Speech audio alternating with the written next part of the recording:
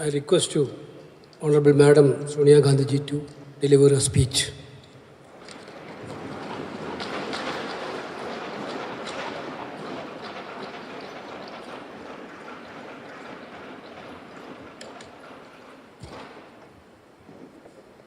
Congress President, Mallikarjun ji, Rahul, Venugopal ji, Pramod Tiwari ji, Gaurav Gogoi ji, K. Suresh ji, members of Parliament, friends. I am deeply conscious of the great responsibility all of you have placed on me yet again. Thank you. Let me, first of all, greet and congratulate all the newly elected Lok Sabha members of Parliament. You have fought a tough election under the most challenging of circumstances. You have surmounted many obstacles and campaigned so very effectively. Your success has given us a much greater presence in the Lok Sabha and a more effective voice in its proceeding, both of which will help give greater strength to our participation. The Indian National Congress has once again demonstrated its resilience. It was up against a mighty and malevolent machine that was doing its utmost to destroy us. It tried to cripple us financially. It carried out a campaign against us and our leaders that was full of lies and defamation. Many wrote our obituaries, but under the determined leadership of Khargeji, we persevered. He is an inspiration to us all.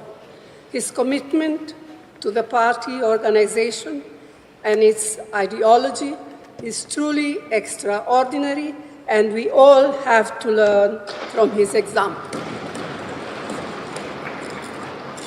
The Bharat Jodo Yatra and the Bharat Jodo Nyaya Yatra were historic movements which rejuvenated our party at all levels. Rahul deserves special thanks for his tenacity and determination to fight on in the face of unprecedented personal and political attacks. He also shaped our narrative on guarantees and on the protection of the Constitution very sharply. And it is my personal belief that the constant upholding of the importance of our Constitution during our campaigns by Rahulji, Khargeji, and all of you is that which compelled the Prime Minister yesterday to bow down literally to that which is for us a precious book, the Constitution, containing the Constitution of India. The CWC resolution passed yesterday has not earlier today, sorry, there's a mistake here, has also thanked all of you, all of our colleagues and workers across the country who worked, and they too worked very hard and so very diligently for our success. On your behalf, I wish to reiterate that sentiment strongly. Lakhs of workers in both rural and urban areas have stood by the party in the most difficult of times. We salute their courage and commitment. We owe them a debt of gratitude. Ours has also been a campaign where we have functioned truly as a collective. To those of our colleagues who contested the election but lost, I extend our full support and tell them that they fought valiantly and did our party proud. Our numbers in Parliament have increased significantly. Not only is the Indian National Congress a large contingent in the Lok Sabha, but we are bolstered by the strength of our India partners, some of whom have themselves come back impressively.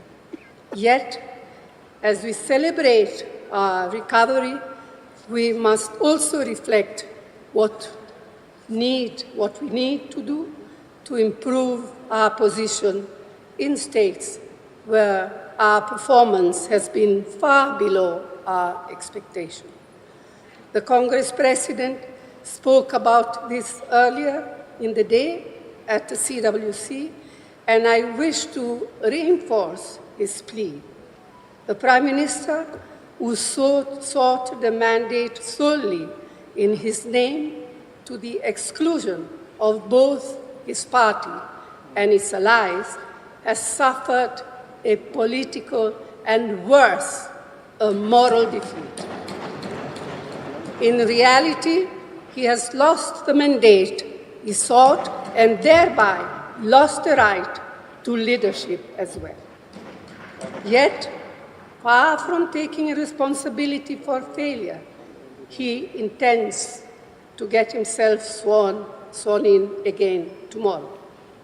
We do not expect him to change the substance and style of his governance, nor take cognizance of the will of the people. That is why, as members of CPP, we have a special obligation to be watchful, vigilant, and proactive in holding him and his new NDA government accountable.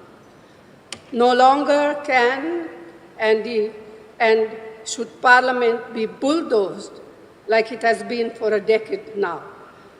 No longer will the writ of the ruling establishment be permitted to disrupt Parliament whimsically, mistreat members, or push through legislation without due and proper consideration and debate. No longer can and should parliamentary committees be ignored or bypassed like they have been since 2014. No longer will Parliament be muzzled and stifled as it has been over the past 10 years. We have challenging times ahead.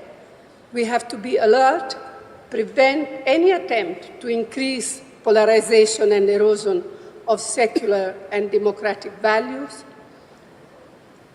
So this is a renewed opportunity for us as a party that established parliamentary democracy in our country to bring parliamentary politics back on track to where they legitimately belong.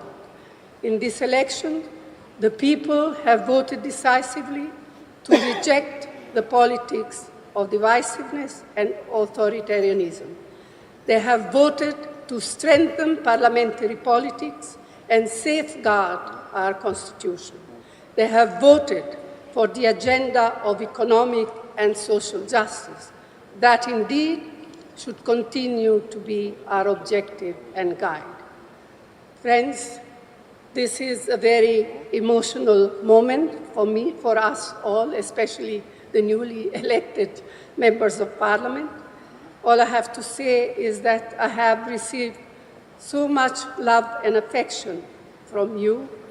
So let me close by the assurance to you all that I will do my best and more to fulfill the trust and confidence you have continued to place on me.